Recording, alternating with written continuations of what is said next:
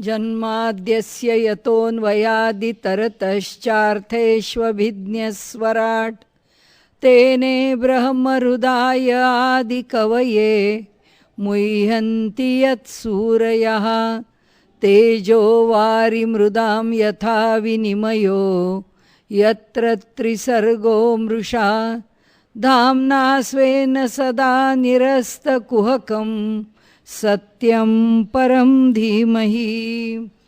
ओम नमो ब्रह्मादिभ्यो ब्रह्मविद्या संप्रदाय कर्तृभ्यो वंश ऋषिभ्यो महद्भ्यो नमो गुरुभ्यः सर्वोपप्लवरहितः प्रज्ञानघनः प्रत्यगर्थो ब्रह्मैवाहमस्मि नारायणं पद्मभवं वसिष्ठं शक्तिंच तत्पुत्र पराशरंच व्यासं शुकं गौडपदं महान्तं गोविन्दयोगीन्द्रमथास्य शिष्यं श्रीशङ्कराचार्यमथास्य पद्मपादं च हस्तामलकं च शिष्यं तं तोटकं वार्तिककारमन्यान् अस्मद्गुरून् सन्ततमानतोऽस्मि।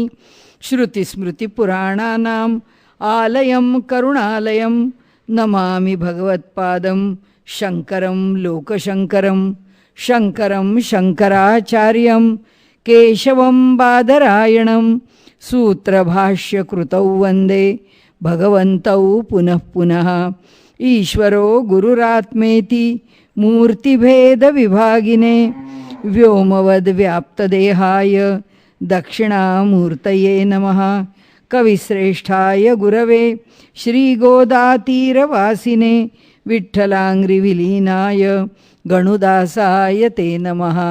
जयाची सद्गुरु शरणमनवाणिकाया अपार करुणा घनगंगा कृपाभिलाषिया जेथ प्रचितीचे बोलणे भावोत्कट सहजतया आदरे वंदिते सद्गुरो वरदानंदराया भगवत्पूज्यपाद श्री शंकराचार्य भगवान की जय।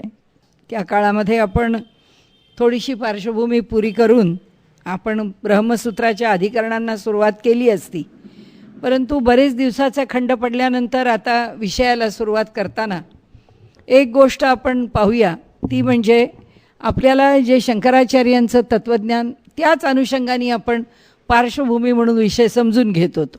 तत्त्वज्ञान म्हणजे काय, वेदांत म्हणजे काय, तत्त्वज्ञानामध्ये विषयांचा विचार करतात म्हणजे कशाचा विचार करतात, तत्त्वज्ञान समजून घ्यायचं म्हणजे काय समजून घ्यायचं, तत्त्वज्ञानामध्ये वेगळ्या वेगळ्या पद्धतीने तर्क मांडणे आणि त्याला वेगवेगळी नावं देऊन ती संप्रदाय विचार परंपरा मांडणे म्हणजे काय, असे सगळे विषय आपण वेगवेगळ्या दिवशी वेगवेगळ्या प्रकारांनी मांडायचा प्रयत्न केला आणि आपल्याला वास्तविक पाहता शंकराचार्यांच्या मूळ तत्त्वज्ञानापाशी यायचं।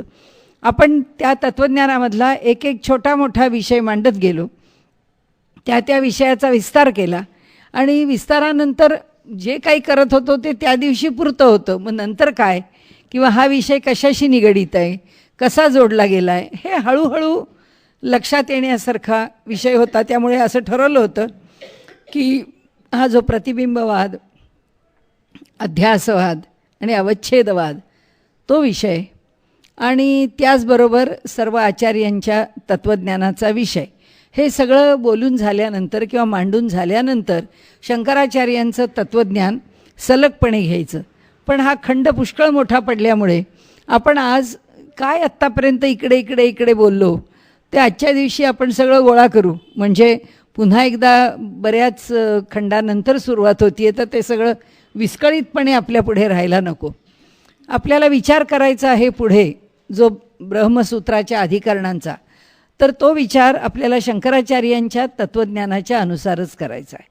शंकराचार्यांचं तत्त्वज्ञान हे कशावरती आधारित आहे, उपनिषदांच्या तत्त्वज्ञानावरती आधारित आहे। उपनिषदांनी विषय काय मांडला आहे, उपनिषदांच्याकडे तत्त्वज्ञान मांडताना त्यांची भूमिका अद्वैताची आहे। अद्वैतामध्ये त्या एका परमात्म्याशिवाय दुसऱ्या कशाचा विचार केलेलाच नाही आहे आणि त्याच्याही केलेलाच नाही आहे, म्हणजे कशाला अस्तित्वच नाही आहे। शाश्वत किंवा सत किंवा सत्ता हे जर स्वरूप विचारात घ्यायचं असेल, सतचं असणं म्हणजे सत्ता, सत पाय मोडलेल्या तला त लावला की सत्ता होतं, तर ती जी सत्ता आहे ती सत्ता कुणाची आहे किंवा ते शाश्वत राहणारं असं स्वरूप कोणाचं आहे? सत असणं हे स्वरूप. तर ते ज्याचं आहे तो जाणून घ्यावा, ती सत्ता जाणून घ्यावी. ह्या भूमिकेतून विचार केला तर ते एका परमात्म तत्वाशिवाय दुसरं काहीही संभवत नाही. त्यामुळे एक परमात्म तत्वच आपल्याला जाणून घेतलं पाहिजे. ही जी भूमिका आहे ती भूमिका अद्वैताची आहे. आता ती अद्वैताची भूमिका ते मांडतात कशी, त्याचं स्वरूप काय, तर ती उपनिषदांनी वेगवेगळ्या प्रकारांनी मांडलेली आहे. आणि प्रत्येक ठिकाणी त्या मांडणीमध्ये जो अनुभव, जी अनुभूती त्या ऋषींनी घेतली ती अनुभूती त्या शब्दांमध्ये आलेली आहे. आणि म्हणून तिथे जसा केवल अद्वैताला, केवल अद्वैत म्हणजे शंकराचार्यांनी जो मायावाद स्वीकारला आहे तो, त्या मायेसहित मायोपाधिक ब्रह्माचा विचार ज्या तत्त्वज्ञानामध्ये केला आहे ते अद्वैत तत्त्वज्ञान शंकराचार्यांचं, ज्याला त्यांनी केवलाद्वैत असं नाव दिलेलं आहे. तर आता त्यामध्ये मायेचा विचार केलेला जो शंकराचार्यांचा सिद्धांत, त्याला जशी सवड या सगळ्या उपनिषदांमध्ये सापडते, तशीच रामानुजाचार्य असो, वल्लभाचार्य असो, त्यांच्यामध्ये मध्वाचार्य असो किंवा निंबार्काचार्य असो, प्रत्येकाने जी भूमिका स्वीकारावी त्या भूमिकेला अनुकूल अशी जागा या तत्त्वज्ञानामध्ये म्हणजे उपनिषदांच्यामध्ये, वेदांत, उपनिषद म्हणजेच तत्त्वज्ञान, उपनिषद म्हणजेच वेदांत, आणि उपनिषद म्हणजेच जे अंतिम मोक्षाच्या करता आवश्यक असणारं असं ज्ञानाचं स्वरूप, ते ज्ञान आहे. काही जण त्याला ज्ञान म्हणतात, काही उपनिषद त्याला विज्ञान म्हणतात, काही उपनिषद प्रापंचिक ज्ञानाला ज्ञान म्हणतात आणि तत्त्वज्ञानाला विज्ञान म्हणतात, तर काही उपनिषद प्रापंचिक ज्ञानाला विज्ञान म्हणतात आणि तत्त्वज्ञानाला ज्ञान म्हणतात. त्यामुळे त्या अनुसार आपण तो विषय जाणून घ्यावा. तर आता इथे उपनिषदांनी विषय मांडताना द्वैत किंवा अद्वैत असा विचार न करता जी अनुभूती आहे ती अनुभूती मांडली आहे.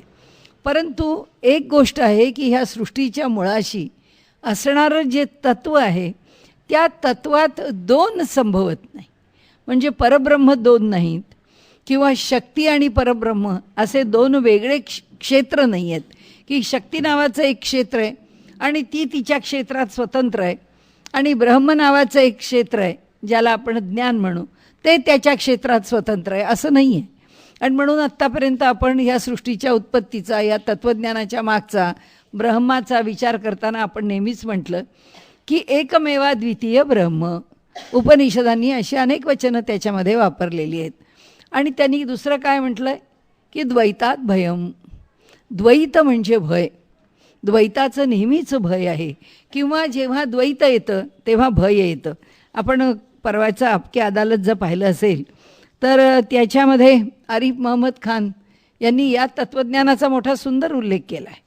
त्यांनी असं म्हटलं आहे की अद्वैत एकदा स्वीकारलं म्हणजे मुसलमानांच्या तुष्टीकरणाकरता किंवा मुसलमानांना भडकवण्याकरता त्यांनी सरळ सरळ आरोप केला की आज हे जे लोक आहेत, काँग्रेस पक्ष किंवा इतर पक्ष, ते लोकांच्या पुढे काहीही विषय मांडतायत आणि ते इतकं वेड्यासारखं आहे. अनेक तर्क त्यांनी फार सुंदर सुंदर मांडले, पण त्या तर्कांच्यामध्ये एक तर्क त्यांनी मांडला की म्हणाले, हो आम्ही जन्माला आलो कोणापासून? त्या एका परमात्म्यापासून. त्या एका परमात्म्याचे काय अनेक परमात्मे होते का? तो एकटा एक होता. त्या एकापासून आम्ही सगळे जेव्हा जन्माला आलो त्यावेळी आम्ही सगळे एकच आहोत. आम्हाला आमच्यामध्ये वाद घालण्याचं काही कारणच संभवत नाही, किंवा आम्ही वेगळे आहोत असं मांडण्याचं पण काही कारण संभवत नाही. त्यामुळे जर मुळातच अद्वैत आहे, जर सगळेच एका ठिकाणी जन्माला, फार सुंदर तर्क मांडला त्यांनी. कारण 2-3 वेळचे तर्क छानच होते, पण हा तर्क वंदे मातरमच्या संदर्भामध्ये होता की आम्ही वंदे मातरम म्हणायचं का म्हणायचं नाही? ते म्हणाले का नाही म्हणायचं? म्हणाले त्याचं कारण असं आहे की आम्ही जन्माला या भूमीमध्ये आलो, आमच्या मनाने आलो, बाय चॉईस आलो नाही. आम्हाला माहीत नाही आम्ही कुठे जन्माला यावं, आम्हाला माहीत नाही, म्हणजे आम्ही ठरवत नाही किंवा आम्हाला ते ठरवण्याचा अधिकार नाही आम्ही कुठे जन्माला यावं, असे आम्ही इथे जन्माला आलो. इथे जन्माला आल्यानंतर इथलीच हवा, इथलंच पाणी, इथलीच जमीन, इथलंच अन्न, हे सगळं आम्ही खातो आहोत. आणि ह्या भूमीमध्ये राहून जेव्हा ही भूमी आम्हाला जे पालन करते, आमचं पोषण करते आमचं, त्या भूमीचं वंदन जर वंदे मातरमच्या रूपाने करायचं असेल तर काय अडचण आहे? ऐ मा तुझे सलाम म्हणाले कुराणाने पण सांगितलं आहे. त्यांनी त्याच्या कुराणाच्या आयाती म्हणून दाखवल्या त्यांनी. आणि त्यांनी सांगितलं की म्हणाले आमच्या कुराणाने सांगितलेलं सिद्धांत काय आहे की आईच्या पायाखाली म्हणजे उसके कदमों के नीचे हमारी जन्नत है, म्हणजे तिच्या पायाखाली आमचा स्वर्ग आहे. आणि म्हणाले बघा, फार म्हणजे स्पष्ट बोलले, म्हणाले बघा व्यवहारामध्ये जगामध्ये आईच्या, मला जिने जन्म दिला त्या आईच्या पायाखाली स्वर्ग आहे असं म्हणताना निसर्गाचं काम आहे खरं म्हणजे आईने मुलाला जन्माला घालणं. याच्यामध्ये म्हणाले तिला देवतेच्या वर करून तिच्या पायाखाली स्वर्ग आहे म्हणणं म्हणजे केवढी मोठी गोष्ट आहे. म्हणाले जर आमचं कुराणसुद्धा आय मा तुझे सलाम म्हणतं तर ह्या मातृभूमीमध्ये आम्ही राहतो, जिच्यामध्ये आम्ही पाळले पोसले गेले आहोत, तिला वंदे मातरम म्हणताना काय अडचण आहे? आणि ते सांगताना त्यांनी असं म्हटलं की म्हणाले ज्याला अद्वैत कळलं, म्हणजे अद्वैताला पुष्टी देण्याकरता आपण खरा आता घेतला विचार त्यांचा, त्याच्यामध्ये ते म्हणाले की हे अद्वैत उपनिषदांनी सांगितलं, इथल्या सनातन परंपरेनी सांगितलं, सनातन तत्त्वज्ञानांनी सांगितलं. आणि म्हणाले त्याच्यामध्ये अद्वैतच का मानावं लागतं? कारण द्वैतात भयम म्हणून. अद्वैतावर भर देऊन नाही सांगितलं त्यांनी, द्वैताची जी कमतरता आहे किंवा ज्या उणीवा आहेत त्या उणीवांवर उभं राहून त्यांनी सांगितलं की अद्वैत का स्वीकारायचं. त्याचं कारण असं की द्वैत स्वीकारलं की भय आहे. भय का आहे? कारण अज्ञान आहे. द्वैतात म्हणाले अज्ञान संभवतं. कारण असं आहे की दुसरी वस्तू पाहिली, मग आता ती एखादी वनस्पती पाहिली, हिला हात लावण्यासारखी आहे का? ही खाण्यासारखी आहे का? ही त्रासदायक आहे का? ही विषारी आहे का? हिचा उपयोग होण्यासारखा आहे का नाही? कारण का? कारण ती माझ्याशी सात्म नाही आहे, ती माझ्याशी जोडली गेलेली नाही आहे. आणि त्यामुळे मी पाहतो आहे ते वेगळं आहे असं जेव्हा मी म्हणतो, त्यावेळी ते म्हणाले की जेव्हा दुसरं म्हणून पाहतो त्याबरोबर म्हणाले तिथे अज्ञान आहे. त्या वस्तूच्या विषयीचं अज्ञान आमच्या ठिकाणी भय निर्माण करतं. आणि म्हणून म्हणाले द्वैत हा विषय भयाचा आहे. म्हणाले का मुस्लिम घाबरतो? कारण म्हणाले त्याचं असं आहे की तो स्वतःला वेगळं मानतो. म्हणाले भय वाटायचं कारण काय? कारण भय त्याच्या ठिकाणी आहे, भय लोकांच्या ठिकाणी नाही आहे. म्हणाले त्यांनी इतकी मर्यादेपर्यंत सांगितलं की ते म्हणाले, म्हणजे प्रश्न अनेक येत होते, त्याच्यावर उत्तर देताना त्यांनी सांगितलं की ह्या भारतामधून कुणा मुसलमान माणसाला, म्हणजे भारतामधून म्हणजे हिंदू माणसाकडून कुणा मुसलमान माणसाला त्रास होईल आणि झाला आहे अशी जर बातमी जरी कुणी कुणाला दिली तरी म्हणाले हे राष्ट्र सोडून ह्याच्या शेजारच्या राष्ट्रातला माणूस उभा राहील. तुम्ही काय बोलताय? कारण ही ह्या राष्ट्राची परंपराच नाही आहे, हे राष्ट्र असं करतच नाही, असं होऊच शकत नाही. कारण हा जो सनातन विचार आहे ह्या राष्ट्रातला तो अद्वैतावरती उभा आहे आणि हे अद्वैताचं तत्त्वज्ञान उपनिषदांचं आहे. आणि म्हणून म्हणाले जेव्हा तत्त्वज्ञानामध्येच खोट नाही आहे, मग खोट कशाची? द्वैताची. तुम्ही आणि आम्ही. आणि त्याला उदाहरण त्यांनी इतकं सुंदर दिलं की म्हणाले मुसलमानाला भय का वाटतं? कारण तो द्वैत मानतो म्हणून. तो द्वैत का मानतो? कारण मला माझी सुरक्षा पाहिजे म्हणून. म्हणाले हिंदुस्थानात राहून मुसलमानांनी पाकिस्तान का मागितलं? कारण आम्हाला मुस्लिमांना सुरक्षित राहायला राष्ट्र मिळावं म्हणून. ज्या भूमिकेवरती त्यांनी पाकिस्तान मागितलं, ज्या भूमिकेवरती ते पाकिस्तानामध्ये मुसलमान राहायला लागले, त्या भूमिकेमध्ये त्यांना भय का उत्पन्न झालं? कारण हिंदुस्थानामध्ये राहणारा मुसलमानसुद्धा घाबरायला लागला. आज जेव्हा तो म्हणतो आम्हाला भीती वाटते, त्याचं कारण असं की हे आमचं काय करतील. ते म्हणाले ज्या धर्माला दुसरा हा विषयच नाही आहे, ज्या धर्मामध्ये हिंदू कोण? आस आहे तो हिमाचल, जो राहतो आहे तो हिंदू आहे, त्याचा म्हणाले धर्म हा विषय कोणी घेतलाच नाही, त्याची उपासना पद्धती ही म्हणाले हिंदूंनी विचारात घेतलीच नाही. तो ह्या प्रांतामधनं राहणारा, ह्या सगळ्या भूगोलाच्या मर्यादेत असणारा जो कोणी आहे तो आमचा हिंदूच आहे. त्याची उपासना पद्धती वेगळी असेल, विचाराची भूमिका वेगळी असेल, पण तो आमचाच आहे, तो आमच्याच ठिकाणी आहे. आणि आमच्यापेक्षा वेगळा नाही. मग म्हणाले मुसलमान का घाबरतो? कारण मग त्यांना प्रश्न विचारला त्यांनी की अहो मग असं जर आहे तर शीख नाव घेतलं, हिंदू नाव घेतलं, बौद्ध नाव घेतलं, जैन नाव घेतलं, मग मुसलमान का नाही घातलं त्या कायद्यामध्ये? ते म्हणाले घालण्याचा प्रश्नच येत नाही. त्याचं कारण असं आहे की उत्पीडन केलं आहे कुणी? मुसलमानांनी. म्हणाले हिंदूंनी उत्पीडन केलं नाही, बौद्धांनी केलं नाही, जैनांनी केलं नाही, ह्यापैकी कुणीच केलं नाही आहे. ते त्यांनी कधी मुसलमानांना त्रास दिलाच नाही आहे. मग मुसलमान हे नाव का नाही घातलं? म्हणाले की त्यांना तिथून सोडून यायला मिळावं. ते म्हणाले कारण एवढंच आहे की मुसलमान धर्मामध्ये जिम्मा नावाची जी संकल्पना आहे ती संकल्पनाच अशी आहे की जो मुसलमान आहे त्याला आम्ही दिलेले हक्क किंवा आम्हाला मिळालेले मुसलमान म्हणून हक्क आमचे वेगळे आहेत. आणि समजा आता पाकिस्तानमध्ये राहणारा हिंदू आहे, पाकिस्तानात राहणारा शीख आहे, बौद्ध आहे, जैन आहे, तर म्हणाले त्याला कोणता हक्क द्यायचा किंवा द्यायचा नाही ह्या मुस्लिम ठरवेल. म्हणजे मुसलमान धर्म ठरवेल की ह्या हिंदूला इथं राहिलं तर ह्याला हिंदू म्हणून राहू द्यायचं की नाही, ह्या शिखाला इथे नीट जगू द्यायचं की नाही, का त्याला तुरुंगात टाकायचं, का त्याचा छळ करायचा, हे ठरवण्याचा हक्क मुळातच धर्मात दिलेला आहे. आणि म्हणून त्यांच्याकडे जिम्मा नावानी दुसऱ्या धर्माचे लोक आधीच अलग केलेले आहेत. त्यांनी अलगाववाद केलेला असल्यामुळे त्यांना अलगाववादाचं भय आहे. आम्हाला नाही म्हणाले, आमच्याकडे कोणीच वेगळा नाही आहे. हिंदू धर्मामध्ये हे अलग असणं, हे वेगळं असणं हा प्रकारच नाही आहे. आणि म्हणून सांगण्याचा हेतू असा की द्वैत मानतात ना ते, की दुसऱ्या धर्माचा माणूस वेगळा, त्याला आम्ही कसा वागायचं त्याच्याशी, त्याला कसा वापरायचा, त्याला कसा मान्य करायचा याचा हक्क आम्हाला आहे. आम्ही स्वतंत्र आहोत असं जेव्हा मुसलमान म्हणतो तेव्हा ते म्हणाले की या प्रकारचा विचार होऊ शकतो. सांगण्याचा हेतू असा की आपल्याकडे द्वैतात भयम जेव्हा म्हटलं आहे तेव्हा द्वैतात भय का? द्वैतात अज्ञान आहे. द्वैतामध्ये मनुष्य भय का? मुसलमानाला भय जिम्मा कशा करता पाहिजे? मग भय कशा करता की माझं अस्तित्व टिकलं पाहिजे आणि दुसरे सगळे म्हणून काफिराला मारा, बुतपरस्ती मान्य करू नका. का? त्याचं कारण असं आहे की तो जिवंत राहिला तर आमचं जिवंत राहणं धोक्यात येईल का? आणि अद्वैत हा सिद्धांत इतका प्रशस्त आहे जो उपनिषदांनी मांडला आहे. त्या सिद्धांताचं ज्याला आपण कोडिफिकेशन म्हणतो किंवा ज्याचं सुसूत्र असं स्वरूप मांडणं म्हणतो, ते मांडण्याचं काम कोणी केलं आहे? आचार्यांनी केलं आहे. सर्व आचार्यांच्या ठिकाणची जी भूमिका आहे त्यामध्ये फक्त मध्वाचार्यांची भूमिका ही द्वैताची आहे.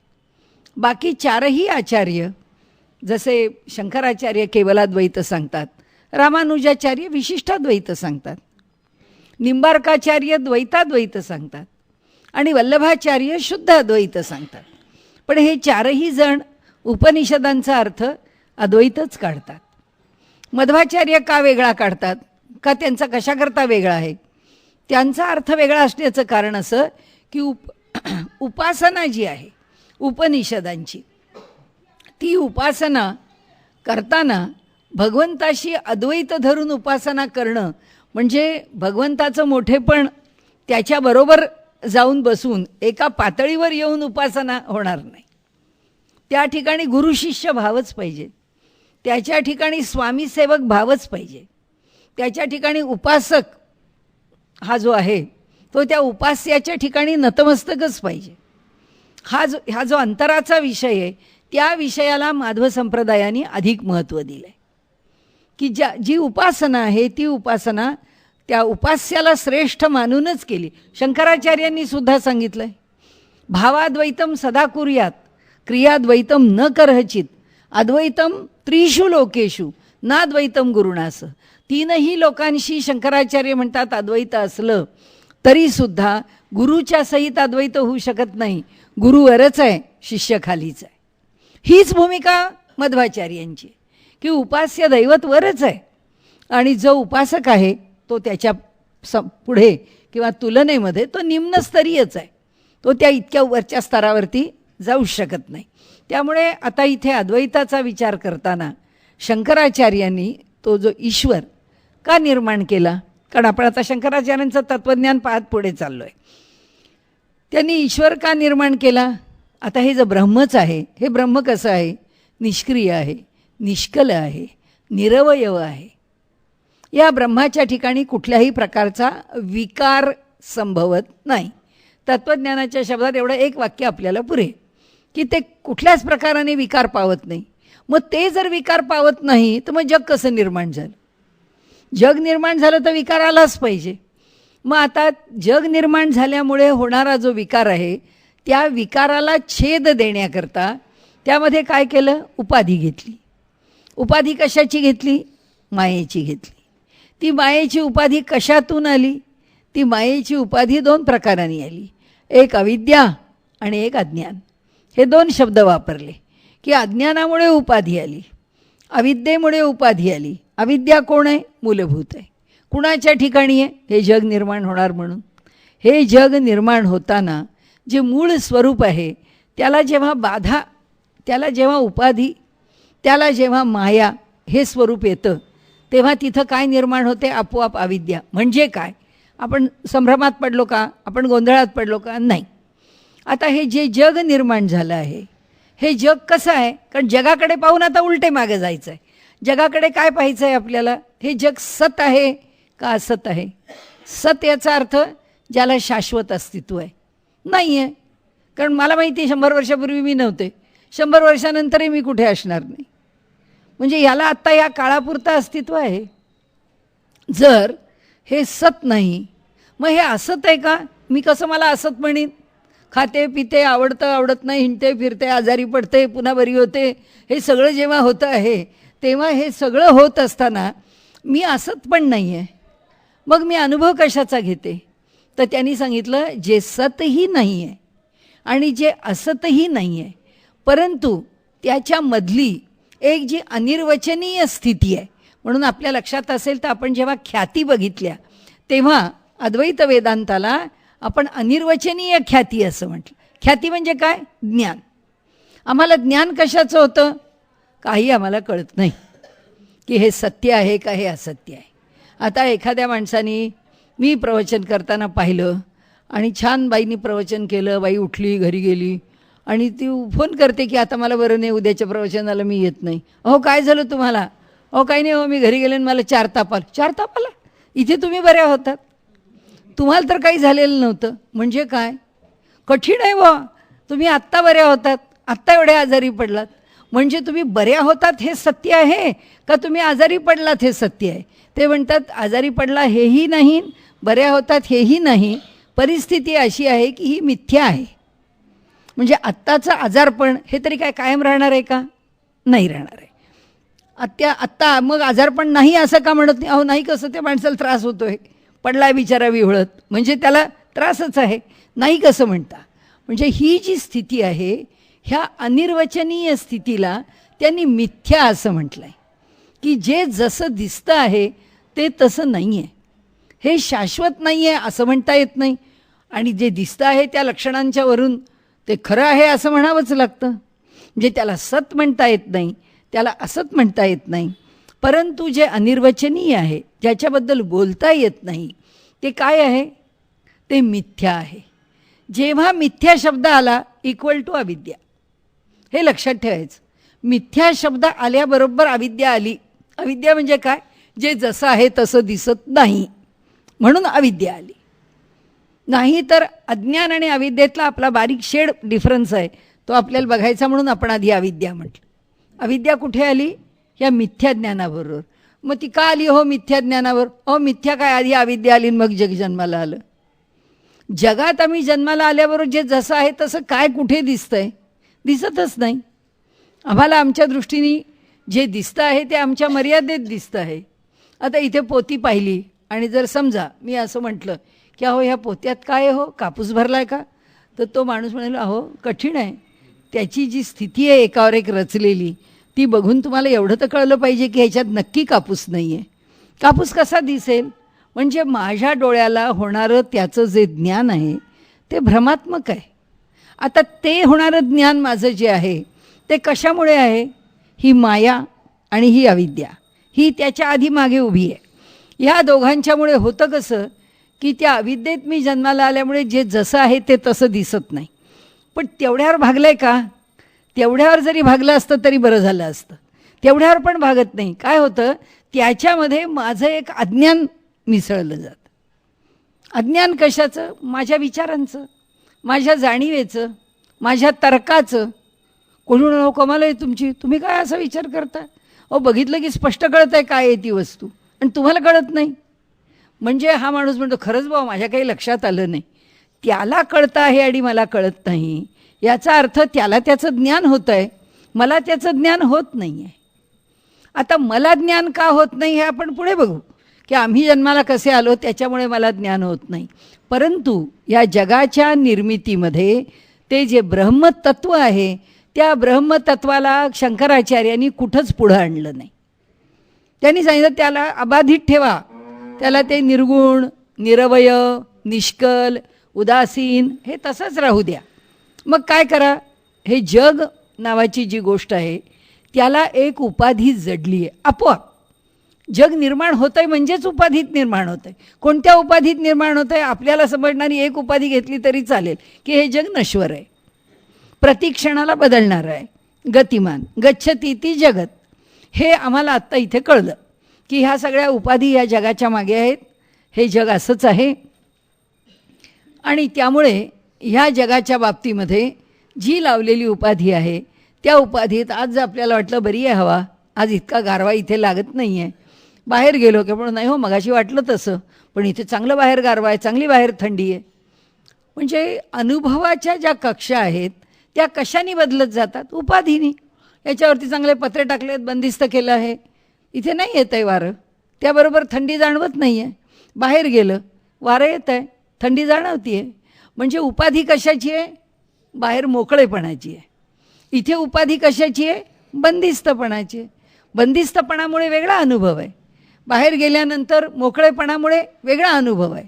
म्हणजे हा अनुभव देणारं काय आहे? उपाधी. या उपाधीला काय म्हटलं आचार्यांनी? माया. आता ही जी माया आहे, ही माया तुमच्या माझ्यामुळे बाधित नाही. आम्ही इथून जर 50 लोक जरी बाहेर गेलो तरी 50ही लोक थंडी वाजते बाहेर चांगली, थंडी वाजते बाहेर चांगली, आत नव्हती वाजत हो, आता बाहेरच वाजती आहे. हे आम्ही सगळे का म्हणतो? कारण हा परिणाम मायेचा म्हणजे उपाधीचा आहे. आणि समजा बाहेर गेल्यानंतर अरे माझ्या पायाला ठेच लागली, माझं बोट दुखावलं, अरे अरे माझ्या बोटाला दुखावलं, हो तुम्हाला दिसलं नाही समोर दगड होता. आता त्या दगडावरून 50 माणसं गेली आहेत, पण त्या दगडाशी ठेचकाळले मी. याचा अर्थ काय? की तिथे जे बेसावधपण आहे, ते जे अज्ञान आहे, ते माझं वैयक्तिक आहे. ते वैयक्तिक चूक, ते अज्ञान आहे. ते अज्ञान कशातून? ते अज्ञान म्हणजे माया नाही, ते अज्ञान म्हणजे उपाधी नाही, ती मूलभूत उपाधी आहे. या सबंध ब्रह्मांडाला व्यापून असलेली उपाधी आहे. हे ब्रह्मांड असं दिसतं आहे, हीच मुळात उपाधी आहे. आकाशाला निळेपण कशामुळे? उपाधीमुळे. वायूला गती कशामुळे? उपाधीमुळे. अग्नीला ज्वलन कशामुळे? उपाधीमुळे. जलाला गती कशामुळे? प्रवाह कशामुळे? उपाधीमुळे. माती मातीसारखा व्यवहार करते कशामुळे? उपाधीमुळे.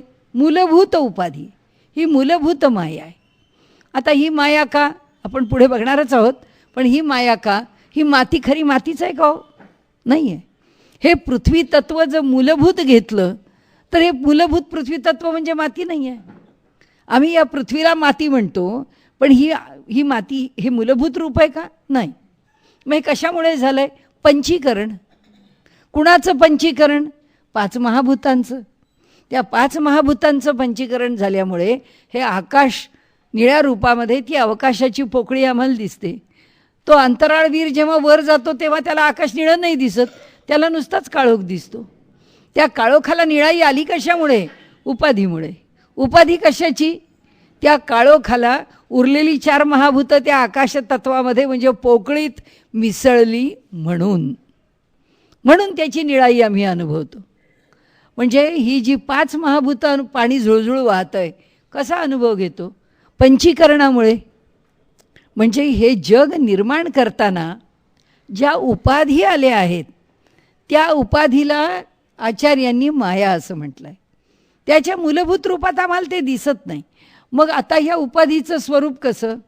उपाधी 2 प्रकारची. एकीला माया म्हटलं, एकीला अज्ञान अविद्या म्हटलं.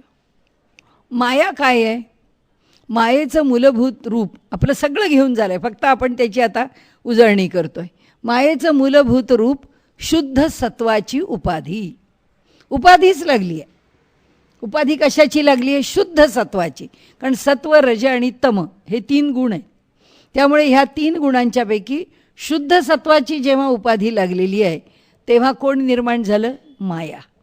आता ही शुद्ध सत्वाची उपाधी कुणाशी जोडली गेली? ब्रह्माशी.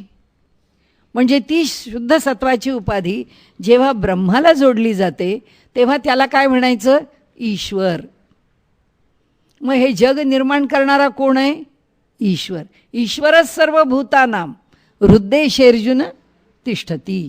तो ईश्वर सगळ्यांच्या हृदयात आहे, ब्रह्म सगळ्यांच्या हृदयात नाही आहे. तो ईश्वर आहे. कारण का? तो शक्तीच्या उपाधीनी युक्त आहे. तर मायेला शक्ती म्हणा, कारण काय? शुद्ध सत्वाचीच उपाधी. त्यामुळे त्या ठिकाणी त्या शुद्ध सत्वाच्या उपाधीनी युक्त असलेला कोण झाला? हा ईश्वर झाला.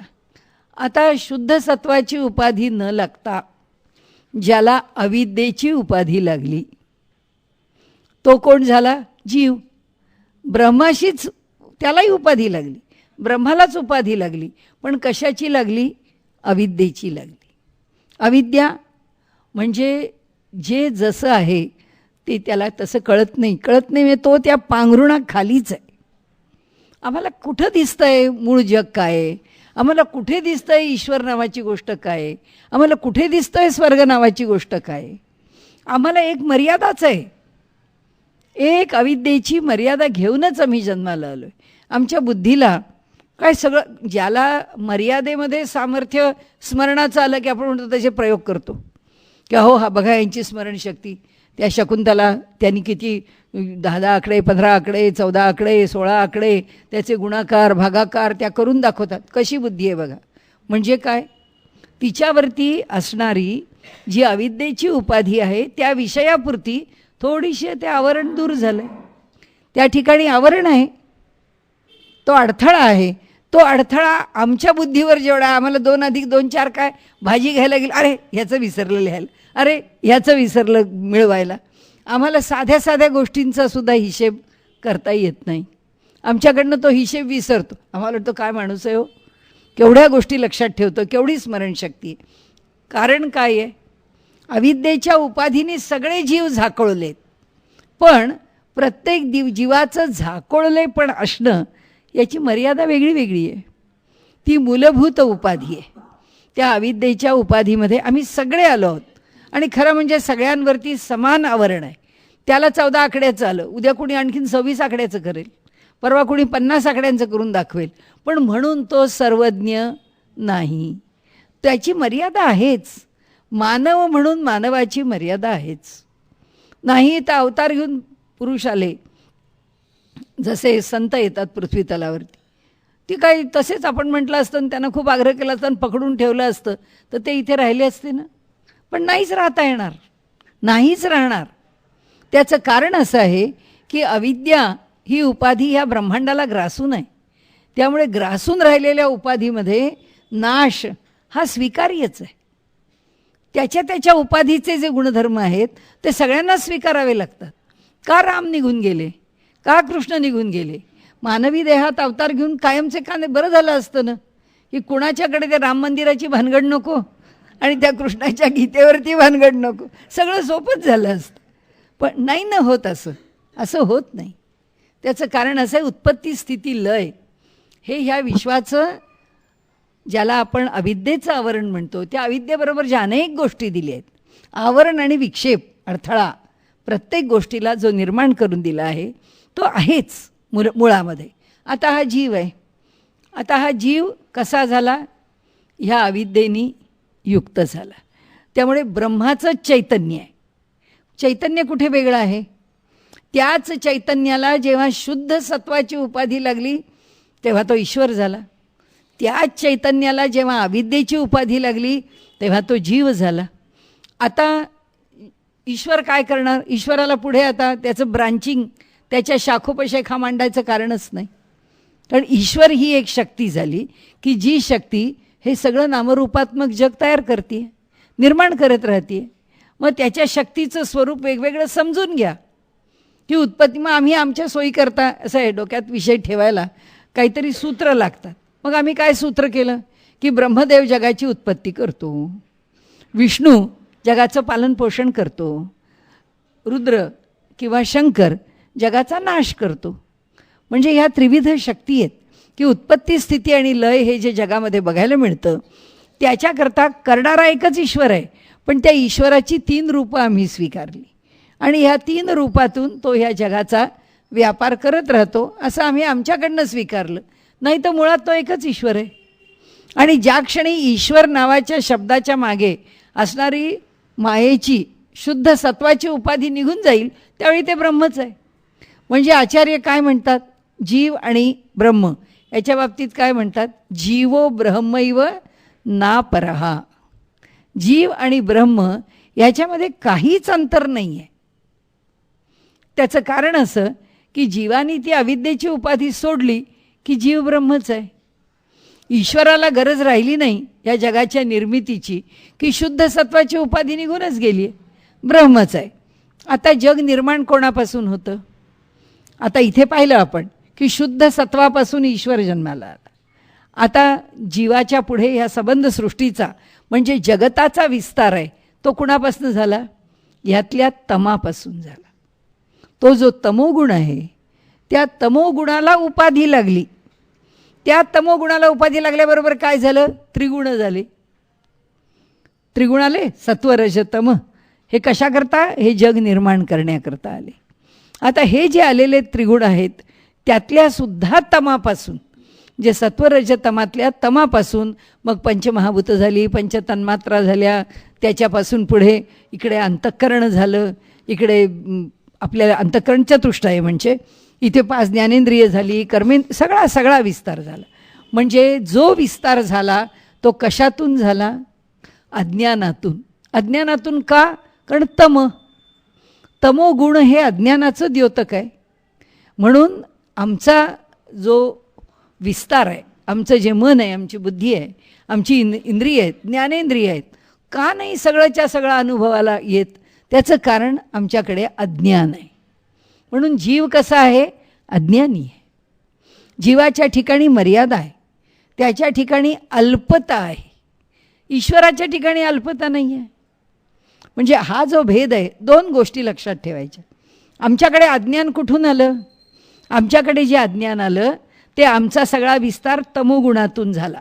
त्या तमोगुणाच्या चैतन्याबरोबरच्या उपाधीमुळे आमच्याकडे अज्ञान आलं. हे आम्ही लक्षात ठेवायचं. हे अज्ञान येण्याच्या आधी काय झालं? आमच्या जवळच्या चैतन्याची गडबड काय आहे? आमच्या जवळच्या चैतन्याला उपाधी लागली आहे कोणाची? अविद्येची. म्हणजे अविद्या आणि अज्ञान या 2 गोष्टी कोणाशी जोडल्या गेल्या? जीवाशी. आणि शुद्ध सत्व कोणाशी जोडलं गेलं? ईश्वर. ईश्वर म्हणजे चैतन्याशी जोडल्यानंतर त्याचं ईश्वरत्व आलं. म्हणजे हा फरक झाला, आपल्याला कळला की एक ईश्वर आहे की जो शुद्ध सत्वाच्या उपाधीनी जे चैतन्याने आकार घेतला, रूप घेतलं, गुणधर्म प्रकट केले, ते कोणाचे आहेत? ईश्वराचे. आणि त्याच चैतन्याने जेव्हा अविद्येची उपाधी स्वीकारली आणि त्याच्या आता हे तिसरा विस्तार कोणाचा झाला? आपण आत्ता जो बोलतो आहे चैतन्याचा, जगताचा. हे जे जग आहे ते कशातून निर्माण झालं? तमातून. तमाला उपाधी कशाची लागली? तम म्हणजे अज्ञानाची. अज्ञानाच्या उपाधीतून हे जग निर्माण झालं. आता शंकराचार्यांचा सिद्धांत काय? जीव, जगत आणि जगदीश्वर एकच आहेत. संपला अद्वैत. काही अवघड नाही आपल्याला, हो की नाही? कारण जगत कशातून निर्माण झालं? या तमोगुणापासूनच. हे सगळं आमचं काय देह निर्माण झाला, ही प्रकृती निर्माण झाली, 5 महाभूत निर्माण झाली, 5 तन्मात्र निर्माण झाले. हे सगळे जे निर्माण झालेले आहेत हे या तमोगुणातून. म्हणजे जगत याच्यातूनच निर्माण झालं, जीव याच्यातूनच निर्माण झाला अविद्येबरोबर. आणि इकडे मायेच्या सत्व उपाधीनी ईश्वर निर्माण झाला. म्हणजे हा जो जगदीश्वर आहे, हे जे जगत आहे आणि हा जो जीव आहे, हे तिन्ही काय आहेत? एकच आहेत. ते एक कोण आहेत? ते ब्रह्म. तो ब्रह्माने हे सगळं, ज्याला आपण खाली शाखोपशाखा निर्माण केल्या आणि त्या आमच्या पुढे प्रकट केल्या आणि त्या आम्हाला अनुभवायला मिळाल्या किंवा हे जग म्हणून आम्ही अनुभवतोय. हे जे काही आम्ही आज अनुभवतो, मग शंकराचार्यांनी हे कशा करता असं मांडलं, मांडावं लागतं. कारण आम्हाला जर समजावून सांगायचं आहे की काय हो हे जग कसं निर्माण झालं, आम्हालाच मुलं विचारतात ना, पुढची पिढी विचारते ना, मग शंकराचार्यांना आम्ही विचारणारच ना की अहो हे कसं निर्माण झालं, ते त्यांना सांगितलंच पाहिजे. आज शंकराचार्यांनी सांगितलं, उद्या रामानुजाचार्यांना सांगायची वेळ आली तर ते त्यांच्या पद्धतीने सांगतील. माझे सद्गुरू नेहमी एक दृष्टांत द्यायचे. ते म्हणायचे की प्रत्येक गृहिणीच्या घरामध्ये फोडणी करता एक मिसळणाचा डबा असतो. सगळ्यांच्या घरामध्ये तेच पदार्थ असतात. जिरे आहे, मोहरी आहे, मेथ्या आहे, मसाला आहे, तिखट आहे, हळद आहे, हिंग आहे. पण म्हणाले प्रत्येकीच्या आमटीची चव मात्र वेगळी असते. प्रत्येकीच्या घरात एकच तुरीची डाळ आहे, एकच मिसळणाचा डबा आहे, सगळे पदार्थ सारखेच आहेत. तसं आहे प्रत्येक आचार्य आपल्याला जगत, जीव आणि परमात्मा, ईश्वर, परमेश्वर, परब्रह्म या जगाचं मूलभूत कारण हेच समजावतात. ह्याच्यापेक्षा वेगळं नाही समजावत. पण आम्हाला ते समजण्याकरता ह्या वेगवेगळ्या पद्धती प्रत्येक आचार्य आमच्या समोर आणतात. आणि म्हणून शंकराचार्यांनी कोणती पद्धत अवलंबली, मायावाद. शंकराचार्यांच्या अद्वैत वेदांताला म्हणून आपण काय म्हणतो की हा मायावाद आहे. मायावाद कशा करता, कारण उपाधी स्वीकारली. उपाधी का स्वीकारली, कारण ब्रह्माला डाग लावायचा नाही म्हणून, ब्रह्माला धक्का लावायचा नाही, त्या ब्रह्मापर्यंत पोचायचं नाही. त्याच्यापर्यंत पोचायचं नाही करता काय शब्द आहे, ब्रह्माला जर आम्ही कुठल्या न कुठल्या तरी गोष्टी जोडल्या, मुळातच त्याच्यापाशी जगनिर्मितीला गेलो तर त्याच्या मूळ रूपाला धक्का लागेल. म्हणजे त्याला तात्विक शब्द काय आला, वेदांताच्या परिभाषेतला शब्द काय आला, शबलत्व. म्हणजे ब्रह्माला आम्ही शबलत्व देऊ, म्हणजे ब्रह्माला आहे त्या स्थितीपासून आम्ही दोषास्पद बनवू. म्हणून ब्रह्माला दोष लागूच द्यायचा नाही. ब्रह्माला दोष न लावता जेव्हा पद्धती उभी राहते तेव्हा ती कशी उभी राहिली, म्हणून त्यांनी सांगितलं हे केवल अद्वैत आहे. केवल अद्वैत, ॲब्सोल्यूट. केवल या शब्दाचा अर्थ ॲब्सोल्यूट, अगदी विलक्षण, ज्याला परिसीमेचं मूलभूत असं निखळ अद्वैत आहे. निखळ अद्वैतात काय, परब्रह्म तसंच आहे, निर्लेप तसंच राहिलेलं आहे. आणि इथे चैतन्यानी ह्या वेगवेगळ्या फक्त उपाधी घेतल्या आहेत. म्हणून ते श्लोकार्धेनं प्रवक्ष्यामी यदुक्तम ग्रंथकोटिभी ब्रह्म सत्यम जगन मिथ्या जीवो ब्रह्मैव नापराहा. कारण जीव आणि ब्रह्म याच्यात अंतर नाही आणि या जगाचं मिथ्यात्व आमच्या लक्षात येतं आहे. कारण अगदी साधं आहे, काल कैरी आहे, 4 दिवसांनी आंबा आहे, त्याच्या पुढच्या 4 दिवसांनी मोर आंबा आहे, आणि तो ठेवणार कसा, झाला त्याचा स्थित्यंतरं झाली कालाबरोबर. म्हणजे ते आहे तसं राहिलं नाही, कैरी कैरी राहिली नाही, आंबा आंबा राहिला नाही. तो आंबा टिकवायचा तर त्याला कोणत्या तरी रूपात न्यायला पाहिजे. म्हणजे ह्या जगात होत जाणारी जी स्थित्यंतरं आहेत ती सगळी उपाधीनी बाधित आहे. आम्हालाही स्थित्यंतर आहेत. 4 दिवसापूर्वी उठता बसता येत नव्हतं, आज येऊन इथं बोलतीये बाई, म्हणजे स्थित्यंतरच आहेत. त्याच्या आधी 8 दिवस अंथरुणावर पडू नये. म्हणजे ह्या होणारी जी सगळी स्थित्यंतर आहेत ते खरं काय, हे खरं काय, खरं काय हा भागच नाही.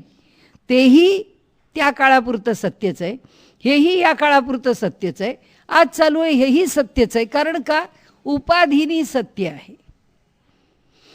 जोपर्यंत देह आणि देहाचे त्रास आणि त्याच्या उपाधी हे आम्हाला जडलेले आहेत तोपर्यंत त्याच्याप्रमाणे आम्ही वागतोच आहोत. आता रामकृष्ण परमहंस आहेत, आपण घेतलेलंच उदाहरण आहे. उपाधीनीच देहयुक्त आहे, पण ती उपाधी त्यांच्या देहाला आम्हाला पाहताना जरी दिसत असली तरी त्या उपाधीत ते होते का.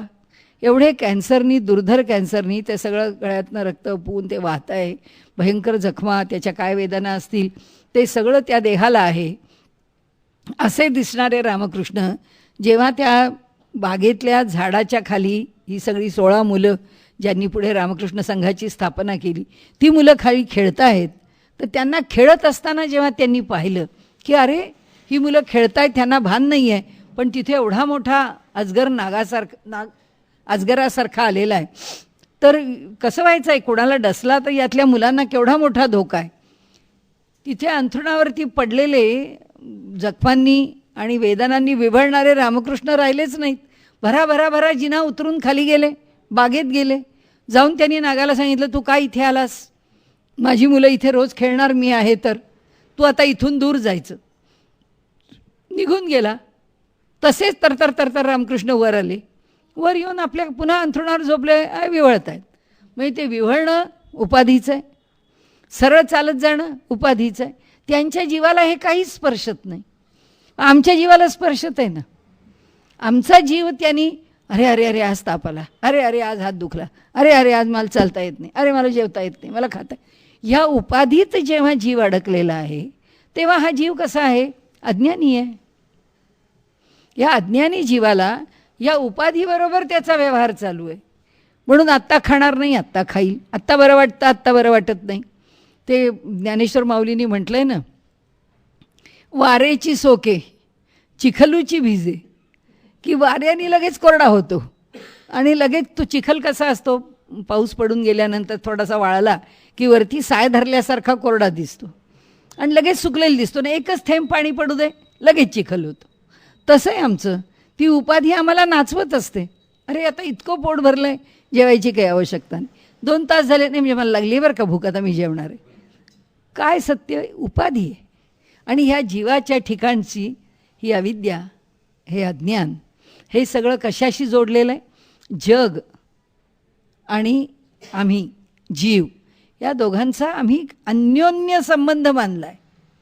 की आम्ही मानतोच आहे या जगातल्या प्रत्येक गोष्टीच्या घर माझं आहे, कपडे माझे आहेत, दागिने माझे आहेत, वस्तू माझ्या आहेत, नोकरी माझी आहे, लोक माझे आहेत, नातेवाईक माझे आहेत, प्रपंच माझा आहे, सगळं मी मी मी मी आहे ना. ही उपाधी आहे ना. ही उपाधी जगाशीच जोडली आहे. म्हणून जीवाचं काय आहे? 2 आहेत गोष्टी, दोन्ही लक्षात ठेवायच्या. की जीव अविद्येतून जसा जन्माला आला आहे तसा जगाशी जोडल्यामुळे तो कसा आहे? अज्ञानी पण आहे. तो अज्ञानी पण आहे आणि अविद्येमुळे मर्यादित पण आहे. त्याची बुद्धी, त्याचा विचार सगळा मर्यादित आहे. आणि म्हणून हे जे जगाची निर्मिती करताना शंकराचार्यांनी सांगितलं की अहो ही उपाधी हा एकच खेळ आहे. आणि ज्याला उपाधीचा खेळ समजला आणि ज्याची उपाधी सुटली, जीवो ब्रह्मैव नापरहा. जीव ब्रह्मापेक्षा वेगळा नाहीच आहे, त्याच्यामध्ये काहीच अंतर नाही आहे. आणि म्हणून ही मूलभूत भूमिका आहे तत्त्वज्ञानाची शंकराचार्यांच्या. आणि त्यांनी या भूमिकेमध्ये असं सांगितलं की आमच्या तत्त्वज्ञानामधून तुम्हाला ज्ञान कशाचं होतं? काहीच बोलता येत नाही. नेती नेती. वेदांनी कसं म्हटलं की अहो या ब्रह्माला कसं जाणावं आम्ही? याला आम्ही कारणब्रह्म म्हणावं का? ह्याला जर आम्ही कारणब्रह्म म्हटलं आणि त्याचा विचार करत राहिलो तर आम्हाला असं कळतं की हे जगाच्या निर्मितीचं कारण नाही आहे. हे नाहीच पडत जगाच्या उत्पत्तीमध्ये, हा कुठल्याच व्यापारात पडत नाही. मग शंकराचार्यांनी काय स्वीकारली? माया. इतरांनी काय स्वीकारलं? आता समजा मध्वाचार्य द्वैती आहेत, त्यांनी काय स्वीकारलं? रमा. ती जी लक्ष्मी आहे ती लक्ष्मी हे सर्व काम करते. सांख्यांनी काय स्वीकारलं? प्रकृती. रामानुजांनी काय, आपण तर घेतलेलं नाही आहे कारण आज जरा आपण असे फार दिवसांनी एकत्र आलो म्हणून पुन्हा विषयाला सुरुवात करतो आहे. रामानुजांनी काय स्वीकारलं? त्रैत. निंबार्काचार्यांनी काय स्वीकारलं? तिथे त्यांची राधा आणि कृष्ण म्हणजे शक्ती आणि भगवंत किंवा लक्ष्मी आणि भगवंत ह्या गोष्टी स्वीकारल्या की ज्याच्यामधून हे सगळं जग निर्माण झालं. शंकराचार्यांनी ही भूमिका स्वीकारली, उपाधी ही भूमिका स्वीकारली. म्हणून त्यांचं कसं आहे? केवल ॲब्सोल्यूट अद्वैत आहे. आता शंकराचार्यांना सगुण ब्रह्म त्यांना काही मान्य नाही. ते म्हणतात ब्रह्म असं सगुण निर्गुण असलं काही नसतंच, ब्रह्म ब्रह्मच असतं. ब्रह्माला ही कोणतीच उपाधी चालत. ठीक आहे, तुमच्या मनाची शुद्धी होण्याकरता, तुम्हाला उपासना करण्याकरता म्हणजे वेदांनी सगुण ब्रह्म कशाकरता दिलं, निर्गुण ब्रह्माचा उहापोह कशाकरता केला? केवळ एवढ्याच गोष्टी करता की मनुष्याला उपासना करायची आहे आणि त्या उपासनेकरता समोर काहीतरी प्रतीक पाहिजे आणि प्रतिकाकरता म्हणून त्या ठिकाणी सगुण ब्रह्म आहे. मग सगुण ब्रह्माची उपासना करा का करू नका? आचार्य म्हणतात तुमच्या साधन मार्गामध्ये आवश्यक आहे म्हणून उपासना कशा करता? चित्तशुद्धी करता. चित्तशुद्धी झाल्यानंतर कोणतीच उपासना सगुण ब्रह्म म्हणून करण्याची आवश्यकता नाही. म्हणून त्या उपासनेचा विचार करण्याचं काही कारण नाही. म्हणजे सगुण ब्रह्म तोपर्यंतच जोपर्यंत चित्ताची शुद्धी व्हावी असं वाटतं त्याच्याकरता जी उपासना करायची आहे त्याकरताच सगुण ब्रह्माचा विचार करा. अन्य कशाही करता सगुण ब्रह्माचा विचार करू नका. मग कसं आहे ब्रह्म त्यांचं? पुन्हा तेच लक्षात ठेवायचं, जे निर्गुण आहे, निरवयव आहे, निराकार आहे, अखंड आहे, एकरस आहे, निरंजन आहे, निष्कल आहे, या सर्व रूपांनी जे ब्रह्माचं वर्णन केलेलं आहे त्या स्वरूपात खरं ब्रह्म आहे. हे केवळ उपासनेकरता आहे, ते सगुण ब्रह्म मान्य करत नाहीत. आत्तापर्यंत आपण ह्याचाही विचार मांडला. बाकीचे चारही आचार्य, रामानुजाचार्य, निंबार्काचार्य, वल्लभाचार्य, मध्वाचार्य, ते म्हणतात सगुण ब्रह्मच अंतिम आहे. आमचा पूर्ण पुरुषोत्तम भगवान श्रीकृष्ण हे सगुण ब्रह्म हेच ब्रह्म आहे, तेच निर्गुण आहे आणि तेच सगुण आहे. आणि म्हणून आपल्याला सांगितलं तसं की आपल्या महाराष्ट्रामधल्या तत्त्वज्ञानाची जी भूमिका आहे ती भूमिका याच्यावर उभी आहे. कशावर उभी आहे? इथे भक्ती संप्रदाय, अधिक प्रमाणामध्ये योग संप्रदाय जरी आला, आता ज्ञानेश्वर महाराजांपेक्षा कोण मोठं आणणार आपण? या योगाचं, ज्ञानाचं, भक्तीचं स्वरूप सांगणारा. पण ज्ञानेश्वर महाराजांनी काय सांगितलं? योगाच्या, कुंडलिनी योगाच्या अभ्यासाकरता सुद्धा सद्गुरूंना शरण जावं आणि ती अनन्य शरणागती जी आहे, सद्गुरू हे साक्षात ब्रह्म आहे आणि त्याला शरण जाऊन बघत राहावं की तो आपल्यावर काय कृपा करतो. ही जी भूमिका आहे, ही भूमिका इथे जी आहे ही संतांची भूमिका आहे. आणि त्यामुळे ह्या संत भूमिकेच्या तत्त्वज्ञानामध्ये या आचार्य भूमिकेला अधिक प्राधान्य आहे.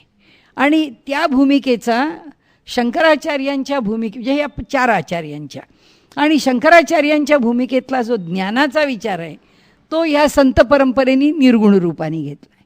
त्यामुळे एक अगदी काय म्हणायचं, काळ्या दगडावरची पांढरी रेघ महाराष्ट्राकरता तत्त्वज्ञानाच्या भूमिकेमध्ये सर्व सरसकट लक्षात ठेवण्यासारखी आहे.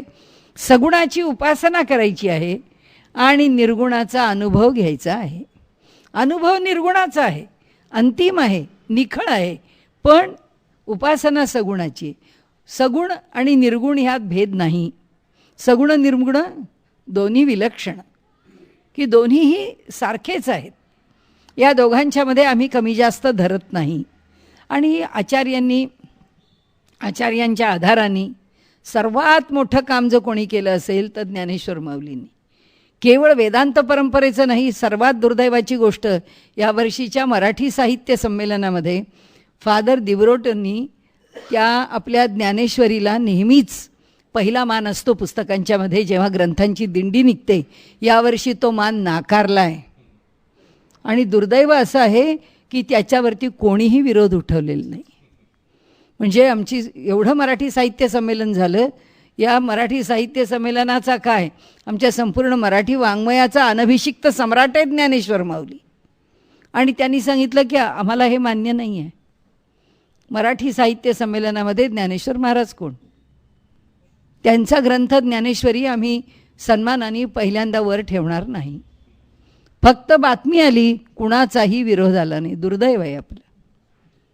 लोकांनी पुष्कळ हे केले, जे काही आपल्या बाजूनी तुम्ही यांना केलंच कसं मराठी साहित्य संमेलनाचा अध्यक्ष म्हणून काही गोष्टी निर्माण झाल्या, पण त्या पेल्यातलं वादळ निवळावं तशा निवडून गेल्या. सांगण्याचा हेतू असा की आपण जे तत्त्वज्ञान म्हणून समजतो आणि आज आपण जे तत्त्वज्ञान म्हणून जाणतो त्याच पातळीवरती आपल्याला ब्रह्मसूत्र बघायची आहेत. आणि ती बघत असताना आपल्याला एक गोष्ट नक्की माहिती आहे की ती तत्त्वज्ञानाची भूमिका ही बरोबर या भूमिकेवर आधारित आहे. आणि सर्व दूर आत्ता ज्या प्रकाराने सर्व महंत, सर्व संप्रदाय आपलं तत्त्वज्ञान मांडतात आपल्याला कळत नाही. त्यामुळे असं वाटतं की हे काय चाललं आहे, हे कोणता विषय मांडतात, हे याच प्रकारचा विषयाचा समन्वय मांडतात. आचार्य तत्त्वज्ञानामध्ये त्यांनी आपल्याला सांगितलं आहे की अहो, हे जे जग आहे हे जग प्रातिभासिक आहे, म्हणजे मिथ्या आहे असं मी म्हणतो. त्याचं कारण असं की माझ्याच कल्पनेने मी या जगाला आकार देतो. ही माझी मैत्रीण आहे, ही माझी शत्रू आहे, हे सगळं कोण बनवतं? माझं मन. काल तिला शत्रू म्हटलं, आज तिला मित्र म्हटलं, आज तिला चांगलं म्हटलं, उद्या तिला वाईट म्हटलं. ती व्यक्ती आम्ही आमच्या मनामध्ये रोज वेगवेगळ्या प्रकारांनी विचारामध्ये घेतो. आमच्या मनाप्रमाणे ह्या गोष्टी बदलतात. ही काय आहे? शंकराचार्य म्हणतात ही प्रातिभासिक सत्ता आहे. आम्ही आमच्या विचारांनी निर्माण केलेला आभास आहे, आभासात्मक आहे. हे काही खरं नाही आहे. पण ते म्हणाले या जगात ह्याच्या पलीकडच्या गोष्टी आहेत ना, की ज्या सत्याच्या बाजूनी असत पण नाहीत, अगदी तुच्छ आहेत. शब्दच त्यांनी तुच्छ वापरला आहे त्याच्याकरता. कोणता? ज्याची कल्पनाच करता येत नाही, तरी आम्ही शब्दांनी बोलतो. शब्द ज्ञानानुपाती अर्थशून्यो विकल्प. हा विकल्पाची जी व्याख्या आहे, जो विकल्प मान्यच नाही, त्या विकल्पाबद्दल बोलताना शंकराचार्य म्हणतात खपुष्प म्हणजे आकाशपुष्प. कल्पना करा म्हणतात. कल्पना काय करणार? आकाशात वेल लावली, कशी लावली? तिथं माती कुठे, कुंडी कुठे, ती वेल पसरवायला जागा कुठे? काहीच नाही. पण आकाशात वेल. आणि मग पुढे काय म्हणणार? अहो काय वेलीला खत पाणी घातलं, इतके चांगले फवारे मारले, आणि काय फुलं नुसती लगडली ती वेल, म्हणजे तिला इतका बहर आला. सगळंच सत्य नाही, असत्य नाही, त्याच्या पलीकडचं आहे. असत्याच्या पलीकडची ह्या जगातली जी स्थिती आहे त्याला आचार्यांनी म्हटलं हे तुच्छ आहे. म्हणजे माणूस बोलतो, माणूस व्यवहार करतो. माणसाने आपले व्यवहार जर बघितले तर सत्य असत्याच्या पण खालचे आहेत. आत्ताचं चाललं आहे ना आपलं CAA, काय चाललं आहे? दुसरं NRC, काय चाललं आहे? हे सगळं सत्य असत्याच्या खालचं आहे. अरे टाहो फोडून लोक सांगतायत. जो मनुष्य आपल्या तोंडाने एक भाषा बोलतो तोच मनुष्य आज दुसरी भाषा बोलतो. आता काय बोलावं? म्हणजे हे सत्य म्हणावं, हे असत्य म्हणावं, याच्या पलीकडे आहे ना. म्हणून आचार्यांनी बघा किती धूर्तपणाने शब्द वापरला आहे, तुच्छ म्हटलं आहे त्याला. आणि ते म्हणाले की हा असा व्यवहार जो करतो की जो सत्य असत्याच्या सुद्धा खाली जातो, की ज्याच्याविषयी आता कोणी जर विचारलं की आप राहुल गांधी के बारे में क्या बोलेंगे, क्या बोलना हम उनके बारे में, म्हणजे तो मनुष्य आपली वाणी विटाळायला जात नाही. तो म्हणतो हे सत्य असत्याच्या पलीकडचं असत्य म्हणा किंवा स्थिती म्हणा, की ह्या स्थितीबद्दल काय बोलायचं आहे. सांगण्याचा हेतू असा की ही जी प्रातिभासिक सत्ता आहे, या प्रातिभासिक सत्तेमध्ये मनुष्य आपले व्यवहार करतो. दुसरी सत्ता व्यावहारिक आहे आणि तिसरी सत्ता पारमार्थिक आहे. तर आजचा वेळ आपली संपली आहे, त्यामुळे आपण पुढच्या वेळी त्याचा पुढे विचार करू की ह्या सर्व विषयांच्यामध्ये आता आपण कुठपर्यंत आलो? आचार्यांनी ब्रह्माची जी संकल्पना मान्य केली, ज्या पद्धतीने मान्य केली, उपाधी ज्या पद्धतीने सांगितली, त्याच्यामधून जीवाची व्याख्या जी केली, जगताची व्याख्या जी केली, त्याचबरोबर सगुण आणि निर्गुण ब्रह्माच्या विषयी ज्या भूमिका सांगितल्या, त्यानंतर उपासना पद्धती ही इतर ठिकाणी कशी विचारात घेतली जाते. मग आचार्यांच्याकडे मोक्षाकरता काय साधन चतुष्ट आहे. पुढच्या वेळी आपला हा विषय पुरा होईल, त्याच्यामध्ये साधन चतुष्टय येईल की साधन चतुष्टयापर्यंतची स्थिती आपण बघितली आज, की माणसाने आपलं कर्म आणि आपलं मन शुद्ध करून ह्या साधन चतुष्टयाकरता तयारी करायची आहे. आणि जेव्हा चित्तशुद्धी होईल तेव्हा साधन चतुष्टयाला म्हणजे आचार्य म्हणतात त्याप्रमाणे त्या अभ्यासाला सुरुवात होईल. इथे आलो आपण. त्याच्यामध्ये चित्ताच्या शुद्धीकरता काय जाणून घ्यायचं आहे किंवा आचार्यांना काय मान्य आहे. व्यवहार तर ह्याच जगात करायचा आहे, त्यामुळे या जगात व्यवहार करताना अनेक गोष्टी नाकारता येत नाहीत. आपण प्रोटोकॉल या नावाखाली सुद्धा पुष्कळ गोष्टी करतो की सर्व माणसं सारखीच आहेत. अहो पण आमच्या विणबाई आहेत, म्हणजे असं नाही करून चालणार. आला ना, हा एक प्रोटोकॉल आला. मग ती विहीण नावाची अशी कोणती पदं आहेत प्रातिभासिक, की जे प्रातिभासिकच आहे, की जे व्यवहार आम्ही म्हणतो की आता यांच्याबद्दल असं बोलू नका, त्यांच्याबद्दल तसं बोलू नका. याचं कारण असं की आम्ही आमची एक प्रातिभासिक सत्ता तयार केली. जगातले हे जे व्यवहार आहेत, या व्यवहारामध्ये आपण सांगतो आता युरोपमध्ये जाणार आहे. पूर्वी असं होतं, इंग्लंडमध्ये आपल्या देशातनं लोक पाठवायचे, तेव्हा तुमचा गावंढळपणा ठरू नये म्हणून कपडे कोणते घाला, कसे घाला, तिथे जेवायला बसल्यावर कसे जेवायला बसा आणि त्यांच्याशी कसं बोला, काय पद्धत आहे, हे सगळं शिकवलं जायचं. कारण का? प्रातिभासिक सत्ता आहे. हो, आम्ही आमच्या हाताने जेवतो, आमच्या तोंडातच अन्न जातं ना. चमच्यानी जेवलं म्हणजेच तोंडात जातं का? नाही. पण चमच्यानी जेवणारा तिथला योग्य आणि हाताने जेवणारा तिथे कंट्री, की तो गेला गावंढळ झाला. ही कल्पना काय? प्रातिभासिक आहे. म्हणजे आम्ही जगामध्ये अनेक गोष्टी प्रातिभासिक निर्माण केल्या. आचार्य म्हणतात त्याचं मूलभूत जाणा.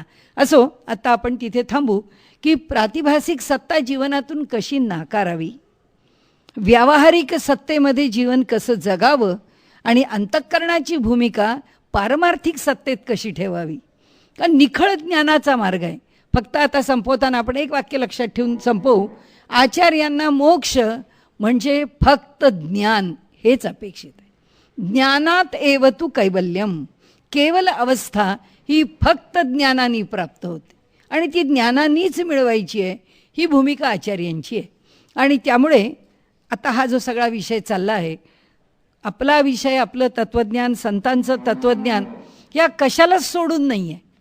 पण तरीसुद्धा त्याची एक व्यावहारिक बाजू थोडी वेगळी आहे. इथे जे निखळ वैराग्य आहे ते संतांच्या ठिकाणी त्यांनी ते मान्य करायला लावलं नाही आहे.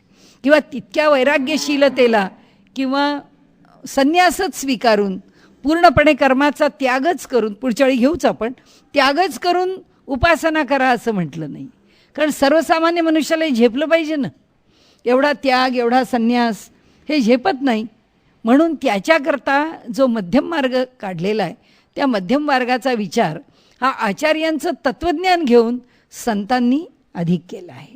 त्यामुळे आजचा विषय इथे आपण थांबवू आणि पुढच्या वेळी ज्ञानात एव तु कैवल्यमपासूनच सुरुवात करून ह्या 2-3 सत्ता, त्यानंतरचा हा जो वाद म्हणजे प्रतिबिंबवाद, अवच्छेदवाद किंवा आभासवाद, हे का घेतले, एवढी सगळे दृष्टांत का आले.